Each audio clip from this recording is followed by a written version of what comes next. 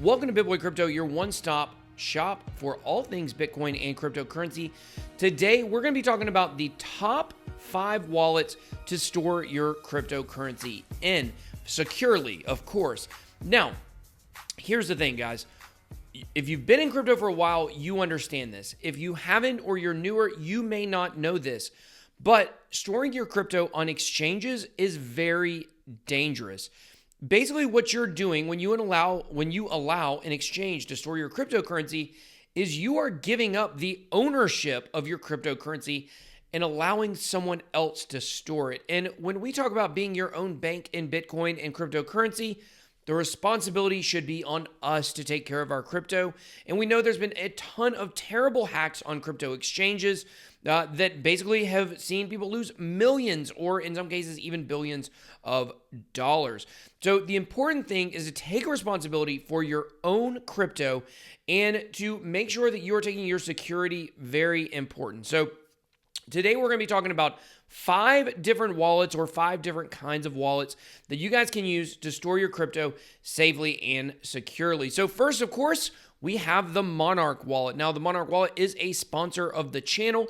It is headed up by the president of Monarch, which is Robert Beatles. You guys know him probably better as Crypto Beatles. He's a good friend of mine, and I can tell you that the Monarch Wallet is very safe.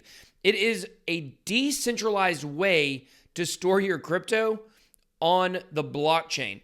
And this is one thing that really separates the Monarch Wallet from other wallets out there. Now, to use it, you do have to KYC, but one round of KYC basically gets you all the services, as you guys can see right here. And another cool thing, other than just the security of Monarch, is that it offers a lot of other features. So when you look at some of the other features here, they have crypto loans coming out in the future. They also have an ERC20 decentralized exchange, a portfolio. There's all kinds of things. Monarch Pay, which allows you to make payments for monthly services with your crypto. So a lot of good stuff that Monarch is doing. They get a lot of publicity, and for good reason. I feel like it is one of the very safest wallets that you can use. You keep your seed, you keep your private seed, you keep your seed phrase. That way you know it's your crypto. No one from the Monarch team can get inside your wallet. And like I said, it's all stored decentralized on the blockchain. So definitely you might want to check out monarchwallet.com if you want to find out more information about that. So let's move on and let's talk about another kind of wallet, which is a paper wallet. Now, if you ever want to make a paper wallet, and I will say, if you are brand new to crypto, this is probably going to be a fairly difficult task for you to do. If you've been in crypto for a little bit of time, then probably this can be pretty easy for you to figure out how to do this. But basically what you do is you go to bitaddress.org, and watch this, guys. All I do is I move my mouse, and as I move my mouse, then it generates an address for me. And we're going to do this. It's going to go to 77, 79. I'm going to hit myself in the head with it. How about that? Okay, it is done. And now we have this paper wallet. Now, you can use this if you want to have everyone steal all your money. So here is your address. You get this Bitcoin address, and then you get this private key that allows you to get inside of the wallet. No one else has access to this but you. Now, it is important for me to say this about paper wallets. One of the downsides about paper wallets is if you lose the physical piece of paper, you are donezo. If you don't have the private key stored somewhere safely, you can get, ripped off. Now, another thing you got to think of, okay, guys, is if you create a paper wallet and you print it out on your computer, if your printer stores things on the cloud, then a hacker could actually get into that cloud and could steal this. So you definitely want to make sure that this is not a computer that's connected by network if you're going to print this out. So paper wallets are a good way to store crypto, but of course you got to keep it very safe. If there was a flood, for instance, and you didn't have this stored properly and it got wet, it could absolutely ruin your address there. So number 3, we have hardware wallets. Now, hardware wallets, and really the last 3 we're going to look at here, are all a type of hardware wallets. The main hardware wallet that most people use is a ledger. There's the Nano X and the Nano S. And these are devices that basically allow you to store your cryptocurrency on a device similar to a USB plugin, if you can kind of think of it like that. And all of your crypto on these is stored, not actually on the device, but on the individual blockchains of whatever crypto it is. Now, the downside of a hardware wallet like a ledger is that you have to make sure, and this isn't really a downside to the ledger, but here's a tip. Let me say it like this. One thing you have to do when you get a ledger hardware wallet is make sure you get it directly from Ledger. If you order one of these Ledger hardware wallets on Amazon, then there is a chance that someone could give you a device that's already been opened that they have the key for. Now, you can reset one of these when you receive them. However, they could also install maybe some malware or something on the device. So you want to make sure you order those direct from Ledger. And I've got a link down below if you want to check that out. If you want to purchase a Ledger, you can do that with my link. Support the channel. But Ledger is the most trusted name in hardware wallets. Trezor is another one that a lot of people like. A lot of people trust it a lot. It's been around for a while. But let me say another thing, another tip about using a hardware wallet. When you get a Ledger, you're going to get a seed phrase, 24 words. You're going to write them down. You can actually engrave them into titanium plates. You can get an engraver for like $5. There's all kinds of different titanium plates you can get to be able to write those down on. But don't ever store a copy of these digitally. A lot of people, they say, well, I'll put it on a notepad, I'll hide it in my computer. But if a hacker gets into your computer, they know exactly what to look for. I actually know a horror story of a guy who had a Trezor and had, I think, about $60,000 stolen off of his hardware wallet because he had taken a picture of his seed phrase.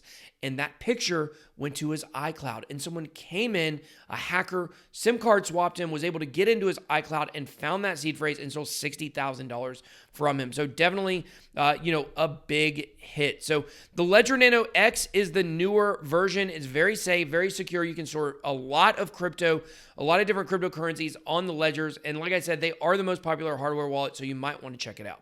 So moving on to number 4, we have the Kobo Vault. Now, this is another hardware wallet. However, this category I would call the indestructible wallet. Whereas with a ledger, if let's say there was a flood again or a fire and your ledger burnt up, you still could restore it if you had your seed phrase, but you just don't want to have to deal with that. And it's very dicey. When you have a device and you're transferring a lot of crypto from a device to another device or one address to another address, it really should make you nervous because it is a lot of money you could potentially be transferring. With the Kobo Vault, it's simply indestructible. Now, yes, if you really set out to absolutely destroy it, you probably could. But for normal wear and tear, you're not going to be able to break this. And I actually did a video where I dropped it, hit it with a bat, put it in water, heated it up in a microwave, and none of those things affected the Kobo Vault. So the wallet itself is this device right here, and it goes inside of this vault here, and it is sealed, and it is very hard to break. So, in my opinion, if you live in like a place where you might have a lot of natural disasters, tornadoes, hurricanes, wildfires, you may want to go for an option like an indestructible hardware wallet. It's going to be much more durable, and it's going to allow you the freedom to not really have to worry whether or not, you dropped your ledger and did it break, and things like that. So definitely Kobo is another one that I would suggest, if you really want to go the heavy duty route. And the last one I'll say is the Cool Wallet. The Cool Wallet is a hybrid between a hot wallet, which is a wallet that is basically on a computer or on like an app on a phone, and a cold storage wallet or a hardware wallet. So basically the thing about Cool Wallet, why it's called Cool Wallet, is because it's a blend of a hot wallet and cold storage. So cold storage is like a paper wallet or a hardware wallet, but the Cool Wallet also has an app. And it also is pretty indestructible. You can actually take this wallet and you can dip it inside of a water and it will not break. It has a very small screen on it where you're able to basically see, you can see the screen right here. This is the whole setup of the wallet. You guys can see. It is the size of a credit card. And on the website here, it says that, let's see, where does it say it? I saw it somewhere. Maybe it doesn't say it on here. But the long and the short of it is a lot of high-profile people I've met in the space, they have a cool wallet.